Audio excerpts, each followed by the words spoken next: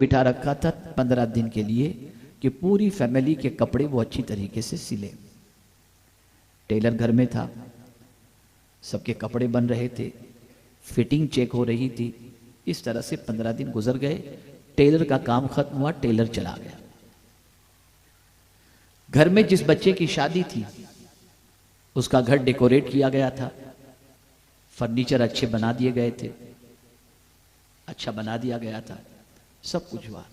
शादी के 2-3 दिन गुजरे और जैसे ही नई आई हुई दुल्हन घर में झाड़ू लगाती है तो बेड के नीचे से सुई और धागा मिलता है। अब ये मिल गया, अब सारे घर वाले परेशान, ये क्या चीज होगी। सीधे दौड़े बाबा के पास। बाबा ने देखा तो कहा कि तुम पर किसी ने जादू कर दिया। अब जो चली दुकान बाबा की तो मैं बता नहीं सकता आपको। बाद में पता चला कि ये टेलर की मिस्टेक की वजह से सुई रह गई होगी और कोई चीज नहीं थी। वहम, बिल्ली आगे से गुजर गई, कहीं मत जाओ, रुक जाओ। यानी हम इस तरीके से शुकूक व शुबहा तो वहम के आदी बन चुके हैं। सुई देखा तो टेंशन, काला रंग देख लिया तो टेंशन, बिल्ली गुजरी तो टेंशन। और फिर हमें कहीं से कोई परेशानी का हल समझ में नहीं आता। कभी कोई कहां पंडित के पास चला जाता है, कभी बाबा के पास चला जाता है। हैरत की बात है, अपनी परेशानियों का हल घर में मौजूद है, लेकिन उससे इंसान तलाश नहीं करता। और वो हल है कुरान, कुरान और कुरान। मेरे प्यारे आका सल्लल्लाहु ताला अलैहि वसल्लम के प्यारे दीवानों, अल्लाह अज़्ज़ व जल्ल ने इस किताब के अंदर कोई ऐसी परेशानी नहीं है जिसका सॉल्यूशन न रखा हो, कोई ऐसी मुसीबत नहीं है जिसका हल न रखा हो।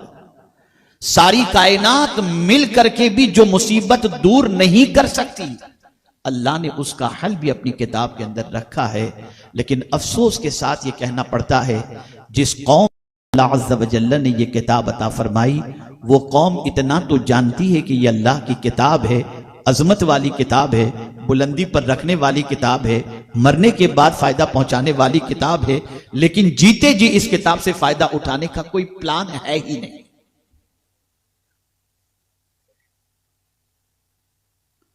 मेरे प्यारे आका सल्लल्लाहु ताला अलैहि वसल्लम के प्यारे दीवानों, अल्लाह अज़्ज़ व जल खुद अपनी किताब का इंट्रोडक्शन इस तरीके से कराता है कि इन हादल कुरान, बेशक ये कुरान, यहदी इलल्लती हिय अक़वम, के सबसे सीधा रास्ता दिखाने वाली किताब है। ये कोई और नहीं कह रहा, ये वो पालनहारे हकीकी फरमा रहा है जिसकी शान खुद कुरान बयान फरमाता है। वमन अस्दक़ु मिनल्लाहि क़ीला, अल्लाह की बात से ज्यादा सच्ची बात किसकी हो सकती है। मेरे प्यारे आका सल्लल्लाहु ताला अलैहि वसल्लम के प्यारे दीवानों, आप मुझे बताइए, हमारा खालिक अल्लाह, बल्कि हर शय का खालिक अल्लाह, अल्लाहु खालिकु कुल्लि शय, हर चीज का पैदा करने वाला अल्लाह है। जमीन भी उसने पैदा फरमाई, आसमान भी उसने पैदा फरमाया, चांद भी उसी ने पैदा फरमाया, हर शय को उसने पैदा फरमाया। अब इंसान को भी उसी ने पैदा फरमाया। आप जरा सोचो, इंसान को कहा जा रहा है, ए इंसान, मैंने तुझे पैदा किया। जाहिर सी बात है कि पैदा करने के बाद तुझे चलने की भी जरूरत पड़ेगी, तुझे मुआशरे में रहने की जरूरत पड़ेगी, तुझे लोगों से मेल मिलाप की जरूरत पड़ेगी, तुझे तिजारत करने की जरूरत पड़ेगी, तुझे इबादत और रियाजत की जरूरत पड़ेगी, तुझे पड़ोसियों के साथ सुलूक करने की जरूरत पड़ेगी, तेरे माँ बाप होंगे उनके साथ पेश आने की जरूरत पड़ेगी, तेरी जबान को इस्तेमाल करने का तरीका भी तेरे को चाहिए।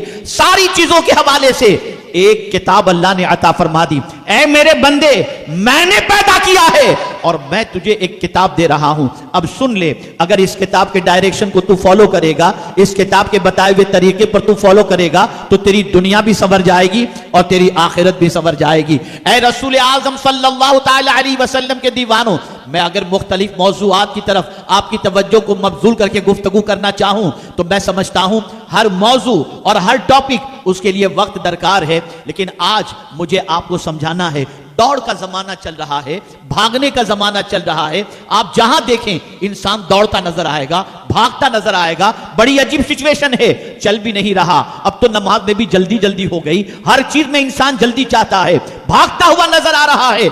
अल्लाह अकबर, कुरान ने भागने जैसी फितरत जो है इंसान के अंदर रखी है, जल्दबाजी की फितरत अल्लाह ने इंसान के अंदर रखी है। इंसान जल्दबाज है, वकानल इंसान अजूला, अल्लाह ने इंसान को जल्दबाज रखा है। कंपटीशन का जज्बा भी इंसान के अंदर रखा है।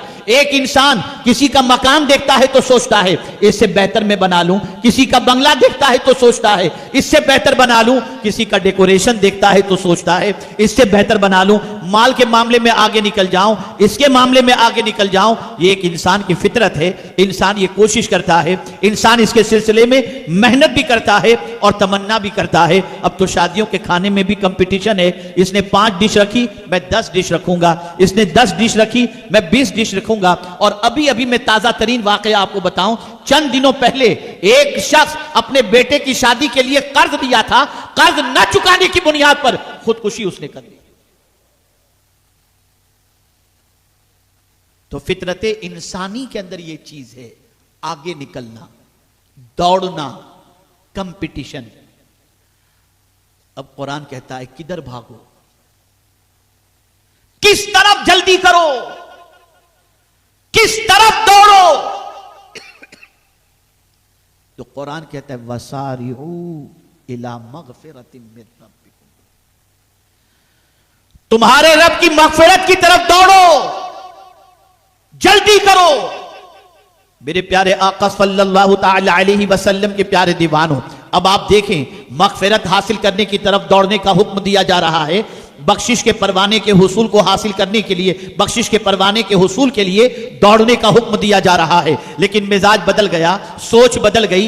इंसान अब अल्लाह से बख्शिश का परवाना हासिल करने के लिए भागता हुआ नजर नहीं आता, गुनाह के लिए भागता नजर आ रहा है, बुराइयों के लिए दौड़ता नजर आ रहा है, बुराइयों में जल्दी करता हुआ नजर आ रहा है। लेकिन कुरान कहता है ऐ बंदे, अपने रब से मगफिरत की तरफ दौड़, अपने रब से मगफिरत हासिल करने की तरफ जल्दी कर। लेकिन आपसे मैं पूछना चाहता हूं, मगफिरत कोई मामूली चीज नहीं है।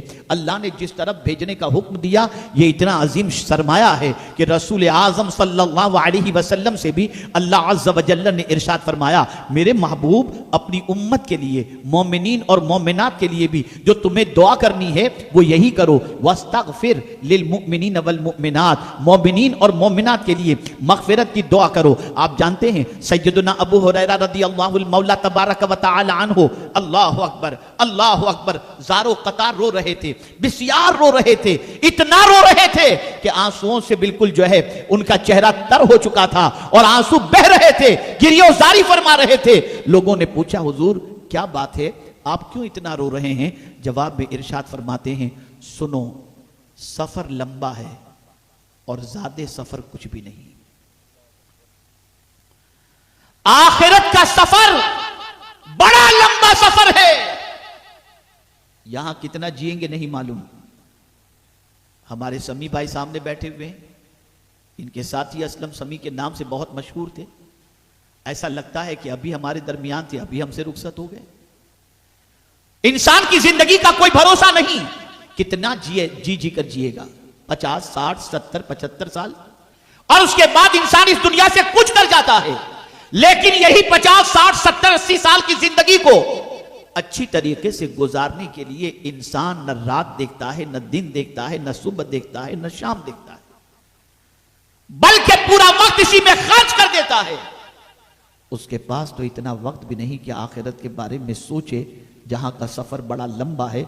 बल्कि अगर कोई आखिरत की बात कर दे, मौत की बात कर दे, मौलाना क्यों मजा किरकिरा करते हो आप यार, चैन से जीने दो, हम ऐश में जी रहे हैं और आप मौत और मैयत की बात ला करके बीच में खड़ा कर दिए और आखिरत की बात ला करके बिठा दिए। अल्लाह अकबर, ये इंसान की सिचुएशन है। लेकिन मेरे प्यारे आका सल्लल्लाहु अलैहि वसल्लम के प्यारे दीवानों, जिनकी नजर कुरान पर होती है, जिनकी नजर अल्लाह की किताब पर होती है, जिनकी नजर रसूल आजम सल्लल्लाहु अलैहि वसल्लम पर होती है, जिनकी नजर सहाबा किराम अलैहिमुर रिदवान की हयात तैयबा पर होती है, वो जानते हैं, वो पढ़े लिखे थे। सहाबा अनपढ़ नहीं थे, बहुत पढ़े लिखे थे। सहाबा किराम अलैहिमुर रिदवान की फिक्र हमेशा आखिरत की ज्यादा रहती। बल्कि मेरी नजर से रसूल आजम सल्लल्लाहु अलैहि वसल्लम का जुमाअतुल मुबारका का पहला खुतबा जो सरकार सल्लल्लाहु अलैहि वसल्लम ने मदीने मुनव्वरा में दिया था, पहला जुमा का खुतबा हुजूर का उठा करके देखो, ये वो वक्त है कि मदीने मुनव्वरा में सहाबा अभी पहुंचे हैं, खाने का मसला, पीने का मसला, क़याम का मसला, तिजारत का मसला, ये सारे मसाइल दरपेश हैं, इल्म का मसला, ये सारे मसाइल दरपेश हैं। लेकिन रसूल आज़म सल्लल्लाहु अलैहि वसल्लम पहले खुतबे में ये नहीं फरमा रहे हैं इल्म हासिल करो, तिजारत करो, मकान बनाओ। हालांकि सिचुएशन ऐसी थी कि उस वक्त इन चीजों की बज़ाहिर जरूरत महसूस हो रही थी कि इसी पर फोकस किया जाता। लेकिन अल्लाह अकबर, पहले खुतबे का जो मस्जिद नबवी शरीफ मदीने मुनव्वरा में हुजूर सल्लल्लाहु अलैहि वसल्लम ने जुमा का पहला खुतबा दिया, उसमें सरकार सल्लल्लाहु अलैहि वसल्लम ने हम्दो सलात के बाद पहली बात जो फरमाई वो यही, सफर लंबा है, उसके लिए ज्यादा सफर की तैयारी करो। आप जरा सोचो, क्या कभी यह ख्याल आया कि हम कब्र में कब तक रहेंगे? क्या कभी हमने यह सोचा कि कयामत का एक दिन कितना बड़ा होगा? काना मिक़दारुहु 50 अल्फ सना। आप जरा सोचो, हम ये चंद दिनों की जिंदगी के लिए इतनी तगोदो कर रहे हैं, जहां बनाई हुई चीज भी हमारे साथ कब्र में नहीं आएगी। मकान यहीं रह जाएगा, दुकान यहीं रह जाएगी। बड़ी प्यारी बात किसी हकीम ने कही है, दाना ने कही है। मैंने जब पहली बार इस बात को पढ़ी थी तो मेरी अक्ल दंग रह गई। अल्लाह अकबर। एक दाना का कौल है, वो कहते हैं कि इंसान जब दुनिया में पैदा होता है कोई चीज अपने साथ नहीं लाता, और फिर इस दुनिया में बहुत सारी चीजों को वो बनाता है और जिंदगी उन्हीं चीजों के बनाने में गुजार देता है। लेकिन जिस तरह से दुनिया में आया था कोई चीज नहीं लाया था, जाता है तब भी कोई चीज लेकर नहीं जाता। अब आगे की बात सुनिए जो उन्होंने कहा, आता है कोई चीज लेकर नहीं आता, जाता है कोई चीज लेकर नहीं जाता, लेकिन जो कुछ दुनिया में उसने जमा किया उसका हिसाब उसे कयामत में देना होगा। आया कोई चीज लेकर नहीं, गया कोई चीज लेकर के नहीं, लेकिन जो कुछ दुनिया में उसने जमा किया उसका हिसाब उसे देना होगा। अब चाहे किसी ने भी जमा किया हो, इसीलिए हजरत अब्दुर्रहमान इब्ने औफ रदी अल्लाह तआला अन्हु जन्नत में जाने वाले सहाबा में सबसे आखिर में जाएंगे, इसलिए कि उनके पास माल ज्यादा था, इस वजह से उनको अपने माल का हिसाब देने में ताखीर हो जाएगी। आप सोचते होंगे कि माल कमाना क्या गुनाह है? ना, बिल्कुल नहीं। कमाओ, जायज माल खूब कमाओ, लेकिन नमाज छोड़ के नहीं, झूठ बोल करके नहीं, दगाबाजी करके नहीं, गबन करके नहीं, हराम कारोबार के जरिए नहीं, सूद के जरिए नहीं, जुए और शराब के जरिए नहीं, हलाल कमाई कमाओ। हलाल के जरिए से मिलने वाली दौलत ये दुनिया के लिए भी मुफीद है और आखिरत के लिए भी मुफीद है। हलाल कमाई अगर कोई कमाता है तो जानते हैं आका करीम सल्लल्लाहु ताला अलैहि वसल्लम की बारगाह के अंदर एक सहाबी हाजिर हुए, मुसलसल आते जाते हुजूर से दस्ते सवाल दराज करते, मांगते सरकार मुझे कुछ इनायत फरमा दें, सरकार दे दिया करते। कई दिनों तक यह सिलसिला चलता रहा। एक दिन रसूल आजम सल्लल्लाहु ताला अलैहि वसल्लम की बारगाह में वो मांगने के लिए आए तो मेरे आका सल्लल्लाहु अलैहि वसल्लम ने इरशाद फरमाया, तुम्हारे पास कोई चीज है? उन्होंने किसी बर्तन का तस्करा किया, सरकार ने फरमाया ले आओ। वो लेकर के आए, सरकार ने ऑक्शन किया, सहाबा के दरमियान उस प्याले की बोली लगाई, है कोई तुम में से जो इसको खरीदेगा? बोली लगी, एक सहाबी ने खरीद लिया। जो रकम आई वो मांगने की आदत वाले शख्स को सरकार ने दिया और वो रकम देकर हुजूर सल्लल्लाहु अलैहि वसल्लम ने फरमाया, जा इससे कुल्हाड़ी खरीद और जंगल में जाकर के लकड़ियां काट और उन लकड़ियों को बेच और 15 रोज के बाद फिर मेरे पास आना, इसलिए कि मांग कर खाने से बेहतर है कि मेहनत करके तू कमा करके खा। वो चले गए। 15 रोज के बाद हुजूर की बारगाह में हाजिर हुए तो उनके हाथ में छाले पड़े हुए थे। सरकार ने पूछा कैसी बीत रही है? अर्ज करते हैं हुजूर रोटी में लज्जत तो मिल रही है इसलिए कि मेहनत से कमा के जो खाता हूं, लेकिन सरकार मेरे हाथों में छाले पड़ गए हैं। आका ने उनका हाथ लिया और चूम लिया। सरकार ने उनका हाथ लिया और चूम लिया और रसूल आजम सल्लल्लाहु अलैहि वसल्लम ने इरशाद फरमाया, हलाल कमाई के अंदर इंसान को जो तकलीफ होती है उस तकलीफ से अल्लाह उन गुनाहों को भी माफ फरमा देता है जो नमाज से भी माफ नहीं होते हैं। इस्लाम कमाई से नहीं रोकता। एक तो कमाई गलत तरीके से, इससे इस्लाम रोकता है, और दूसरी चीज यह है कि अल्लाह की बंदगी को छोड़कर इंसान दौलत के पीछे भाग जाए और भागता रहे, नहीं। इसीलिए कुरान ने मर्द किसे कहा, तो कुरान कहता है रिजालुल्ला तुलहीहिम तिजारतु वला बैउन अन जिक्रिल्लाह। अरे मर्द तो वही हैं जिनको खरीद और फरोख्त अल्लाह के जिक्र से नहीं रोकती। कारोबार में लगा हुआ है इंसान, अजान की आवाज आई, नमाज का वक्त है, सोचता है कस्टमर 2-3 तगड़े हैं, अगर इसको निपटूंगा नहीं तो नुकसान हो जाएगा, नमाज तो बाद में भी पढ़ लूंगा। बस ये आप समझ लीजिए कि ये माल आपके लिए नुकसानदेह होगा। लेकिन अगर कारोबार के अंदर मसरूफ हैं और नमाज का वक्त हो चुका और आपने नमाज को अहमियत दी और कारोबार की फिक्र न की, और आपके दिल में यह जज्बा पैदा हुआ कि रिस्क तो अल्लाह ही देता है, मैं अगर तिजारत करूं तो भी न करूं तो भी मेरा मौला ही मुझे रोजी देने वाला है, मैं नमाज छोड़ूंगा तो वो नाराज हो जाएगा। आपने रोजी की तरफ तवज्जो देने की बजाय, रिस्क की तरफ तवज्जो देने की बजाय रज़्ज़ाक़ की तरफ आप मुतवज्जे हो गए, तो फिर मेरा करीम आपकी तलब से ज्यादा और आपकी सोच से ज्यादा आपको अता फरमाएगा। एक मरतबा दुरूद शरीफ पढ़ ले। अल्लाहुम्मा सल्ली अला सय्यिदिना व मौलाना मुहम्मदिन मादिनिल जूदि वल करम व आलिहि व सहाबी व बारिक वसल्लिम। अब मेरे प्यारे आका सल्लल्लाहु तआला अलैहि वसल्लम के प्यारे दीवानों, हम इस दुनिया के अंदर जिंदगी गुजार रहे हैं। दुनिया में अच्छाइयां भी हैं, दुनिया में बुराइयां भी हैं। हमारा दामन गुनाहों से, एक मतलब दुरूद शरीफ पढ़ लें। अल्लाहुम्मा सल्ली अला सय्यिदिना व मौलाना मुहम्मदिन मादिनिल जूदि वल करम व आलिहि व सहाबी व बारिक वसल्लिम।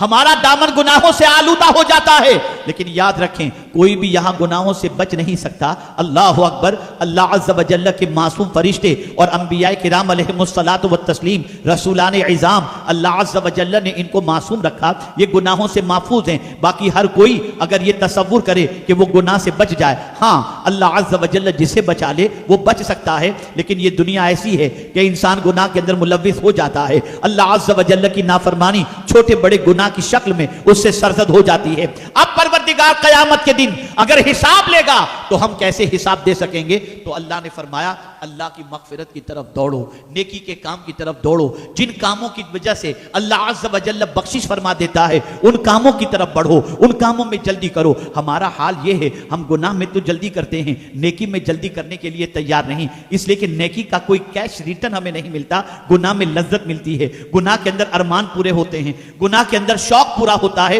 लेकिन नेकी का बज़ाहिर कोई कैश रिटर्न हमें नहीं मिलता, इसलिए नेकी की तरफ तवज्जो नहीं देते। लेकिन मेरे प्यारे आका सल्लल्लाहु अलैहि वसल्लम के प्यारे दीवानों, यही नेकियां हैं जो गुनाहों को मिटा देती हैं। इन्नल हसनात युज़हिबन सय्यिआत, जहां हमसे नेकी सरजद हुई अल्लाह हमारे गुनाहों को माफ फरमा देगा। और मेरे प्यारे आका सल्लल्लाहु अलैहि वसल्लम के प्यारे दीवानों, अल्लाह से मग़फ़िरत हासिल करने के अंदर सुस्ती कतई तौर पर नहीं होनी चाहिए। यह मुक़द्दस महीना चल रहा है, आने वाला महीना इससे ज्यादा मुक़द्दस है। अल्लाह अकबर। हम मग़फ़िरत की तरफ दौड़ें, हम अल्लाह के फरमान पर अमल करते हुए बख्शिश के परवाने के हुसूल की तरफ दौड़ें। और अल्लाह अज़्ज़ व जल्ल ने अपनी किताब के जरिए हमें यह रास्ता बताया है कि दौड़ो इस तरफ, जहां मग़फ़िरत की तरफ दौड़ने का हुक्म दिया गया, जहां बख्शिश के परवाने के हुसूल का हुक्म दिया गया और उसमें जल्दी करने का हुक्म दिया गया, वहीं परवरदिगार जल्ल जलालहू ने यह भी फरमाया अगर तुम जल्दी नहीं करते, अगर तुम आराम आराम से सोचते हो कल तौबा कर लूंगा, कल बख्शिश कर की भीख मांग लूंगा, बड़ी रात को मांग लूंगा, तो अल्लाह फरमाते हैं वहुवा असरउल हासिबीन, तुम नेकी करने में और मग़फ़िरत के हुसूल में जल्दी नहीं करता, अल्लाह जल्द हिसाब लेने वाला है, वो हिसाब भी जल्दी लेने वाला है, वो छोड़ेगा नहीं। अल्लाह अकबर। मेरे प्यारे आका सल्लल्लाहु तआला अलैहि वसल्लम के प्यारे दीवानों, इसी वजह से सहाबा हिसाब से डरते थे, सहाबा अल्लाह की पुरसिश से डरते थे, सहाबा क़यामत के दिन से डरते थे। इसीलिए कहने वाले ने कहा आज अमल है, हिसाब नहीं, कल हिसाब होगा, अमल नहीं। क़यामत में बंदा चाहेगा मुझे जिंदगी दोबारा मिले, मैं फिर अमल कर लूंगा, मैं नेकी कर लूंगा। इरजिई मेरे मौला मुझे लौटा दे जमीन पर ताकि मैं फिर से नेकी करूं। अल्लाह फरमाएगा अवलम नुअम्मिरकुम, क्या मैंने तुझे जिंदगी नहीं दी थी? मैंने एक लाइफ तुझे दी थी ताकि तू नेकी कर ले। तूने वो अपनी उम्र को गंवा दिया, तूने बुराइयों में जिंदगी गुजार दी, तूने अपनी उम्र को जाय कर दिया। ए रसूल आजम सल्लल्लाहु ताला अलैहि वसल्लम के दीवानों, हम देख रहे हैं हमारी कौम के दिलों से नेकियों का जज्बा सर्द पड़ता जा रहा है, गुनाहों का जज्बा इस हद तक हो चुका कि अल अयाज़ु बिल्लाह, अल अयाज़ु बिल्लाह, गुनाह अल्लाह अल्लाह छोटा कोई नहीं समझ रहा, बल्कि गुनाहों में डूबते जा रहे हैं। जवान डूब रहे हैं, बूढ़े भी डूब रहे हैं, और अल्लाह खैर फरमाए औरतें भी डूब रही हैं। हालात इतने बद से बदतर हो चुके हैं कि इसका कहना, इसके हवाले से कुछ कहना मुश्किल हो रहा है। ए रसूल आजम सल्लल्लाहु अलैहि वसल्लम के दीवानों, याद रखो अल्लाह से मगफिरत हासिल करने की तरफ जल्दी करो। कुरान मुकद्दस में अल्लाह अज़्ज़ व जल्ल ने फरमाया दौड़ो, जल्दी करो अल्लाह से मगफिरत हासिल करने की तरफ, अल्लाह की बारगाह से मगफिरत का परवाना हासिल करने की तरफ। याद रखें हजरत फारूक आजम रज़ी अल्लाहु मौला तबारक व तआला अन्हु अपनी जिंदगी के आखिरी अय्याम में थे। कैफियत ये थी, जां बलब थे, अल्लाह अकबर, आंसुओं से आपका बदन, आपका चेहरा बिल्कुल तर था, आंसू बेपनाह निकल रहे थे। अल्लाह अकबर। हजरत अब्दुल्ला इब्न उमर रज़ी अल्लाह तआला अन्हुमा, जो सैयदना फारूक आजम के लख्ते जिगर थे, उन्होंने अपने वालिद के सर मुबारक को अपने जानू पर रखा और रोते हुए वालिद से अर्ज किया, अब्बा जान क्यों इतना रो रहे हैं? तो एक ही जवाब दिया, बेटा सफर लंबा है और ज़्यादा सफ़र मेरे पास कुछ भी नहीं है। अल्लाह अकबर। और उसके बाद अपने बेटे से हज़रत अब्दुल्ला ने फरमाया, ऐ मेरे लख्ते जिगर, मेरे सर को ज़मीन पर रख दे। हज़रत उमर रज़ी अल्लाह तआला अन्हु के सर मुबारक को ज़मीन पर रख दिया गया। ज़मीन पर जैसे ही रखा गया तो कहने लगे, ए उमर, तू अमीरुल मुमिनीन कहलाता था, दुनिया तुझे अमीरुल मुमिनीन कहती है, सुन ले, अगर अल्लाह ने तुझ पर रहम न किया तो तू हलाक हो जाएगा। आप जरा सोचो कौन कह रहे हैं, जिनको सरकार सल्लल्लाहु अलैहि वसल्लम ने अपना वजीर बनाया, जिनकी नेकियों के बारे में हुजूर ने फरमाया आसमान के तारों के बराबर जिनकी नेकियां हैं, वो सैयदना फारूक आजम रज़ी अल्लाहु मौला तबारक व तआला अन्हु अल्लाह की बारगाह में हिसाबदही के तसव्वुर से और जवाबदही के तसव्वुर से इस तरह से रो रहे हैं, इस तरह से परेशान हैं। और हम तो समझते हैं आंख हमारी है, जबान हमारी है, पैर हमारे हैं, हाथ हमारे हैं, हम जो चाहे करें, कौन है हमसे पूछने वाला? आंख से जो चाहो देखो, पैर से जहां चाहो चले जाओ। जानते हो आप, मुझे इस वक्त हजरत उरवा इब्न जुबैर रज़ी अल्लाह तआला अन्हु का वाकया याद आ रहा है। कौन हजरत उरवा इब्न जुबैर? ये रसूल आजम सल्लल्लाहु तआला अलैहि वसल्लम के चहीते आशिक हजरत सिद्दीक़ अकबर रज़ी अल्लाह तआला अन्हु की बड़ी बेटी हजरत अस्मा के साहबजादे हजरत अब्दुल्ला इब्न जुबैर, उरवा इब्न जुबैर, आप जानते हैं, अल्लाह अकबर, उनके पैर में आकला पड़ गया। तबीब ने कहा, उरवा, तुम्हारे पैर को काटना पड़ेगा। तवज्जो चाहूंगा, अगर ये एक वाकया भी आपने जहन में महफूज कर लिया और इसे महफूज करके यहां से आप सोच को दुरुस्त करके अगर उठे तो मैं समझूंगा कि मेरा यहां आना बेहतर साबित हुआ। और इंशाअल्लाह आप अगर उस पर अमल और सोच को दुरुस्त कर लेंगे तो हो सकता है ये सोच का दुरुस्त होना मेरी नजात का सामान बन जाए। उरवा इब्न जुबैर से तबीब ने कहा कि पैर काटना पड़ेगा। हजरत उरवा इब्न जुबैर रज़ी अल्लाह तआला अन्हु ने फरमाया, ठीक है, काट डालो। तबीब ने कहा, अगर नहीं काटेंगे तो पूरे बदन में जहर फैल जाएगा। हजरत उरवा इब्न जुबैर ने फरमाया, काट दो, कोई प्रॉब्लम नहीं। तो डॉक्टर ने कहा, तबीब ने कहा कि अगर मैं डायरेक्ट पैर काटूंगा तुम्हें बहुत तकलीफ होगी, थोड़ी सी शराब पी लो, शराब के नशे में तुम मस्त हो जाओगे और मैं तुम्हारे पैर को काटूंगा, तुम्हें पता भी नहीं चलेगा। हजरत उरवा इब्न जुबैर ने फरमाया, जान तो दे सकता हूं, लेकिन जिसे मेरे रब और उसके हबीब ने हराम फरमा दिया, मैं उसे हाथ नहीं लगा सकता। फिर तबीब ने कहा, मैं एक ऐसी दवा आपको देता हूं जिसकी वजह से आप पर बेहोशी तारी हो जाएगी और उसी हाल में मैं आपके पैर को काट लूंगा ताकि आपको दर्द ना हो। हजरत उरवा इब्न जुबैर रज़ी अल्लाह तआला अन्हु ने फरमाया, नहीं, मैं होश में रहूंगा और मुकम्मल होश में रहूं, उसमें तुम मेरे पैर को काटो, मुझे तकलीफ होगी और मैं उस तकलीफ पर सब्र करूंगा तो मौला मुझे बेहिसाब अजर अता फरमाएगा। हजरत उरवा इब्न जुबैर रज़ी अल्लाह तआला अन्हु का पैर काटा गया। जब पैर काट दिया गया तो जख्म पर जब मरहम रखा गया तो हजरत उर्वा इब्ने जुबैर रोने लगे, आंखों से आंसू निकल रहे हैं। तबीब ने रोते हुए देखा तो हजरत उर्वा इब्ने जुबैर से कहा, मैंने पहले ही कहा था कि दर्द शदीद होगा, मेरी बात मान लेते तो आज रोने की नौबत ना आती।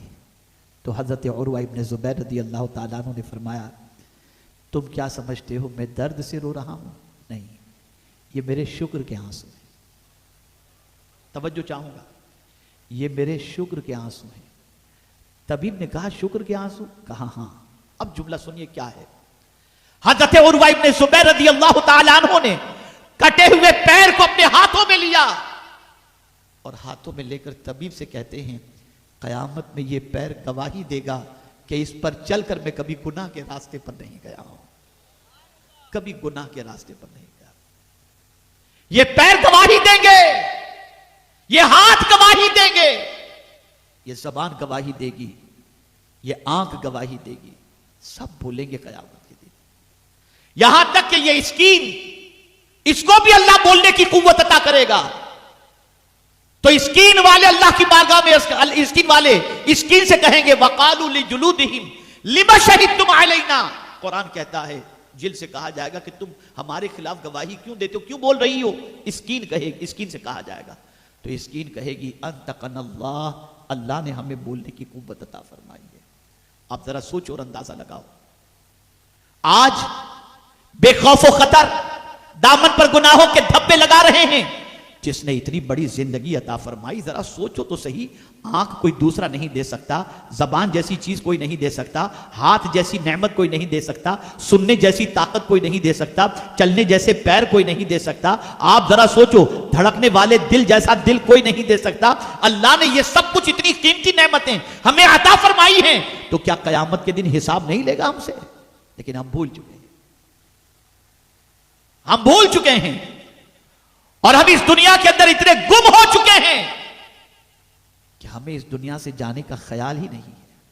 हम समझते हैं यहां परमानेंट इंतजाम, इस दुनिया में रहने का भी ऐसा करते हैं जैसे परमानेंट यहां रहेंगे। ए रसूल आजम सल्लल्लाहु अलैहि वसल्लम के दीवानों, यकीनन आप सोचते होंगे कि ये बच्चे हाफिज बन रहे हैं, ये मदरसों की क्या जरूरत, ये हाफिज बनाने की क्या जरूरत, इतना खर्च करने की क्या जरूरत। यही वो बच्चे हैं जो मुसल्ले पर खड़े रहकर पूरा कुरान सुनने की सआदत आपको अता करते हैं। अगर ये नमाज के अंदर पूरा कुरान न सुनाएं तो आपके पास तो इतना वक्त ही कहां है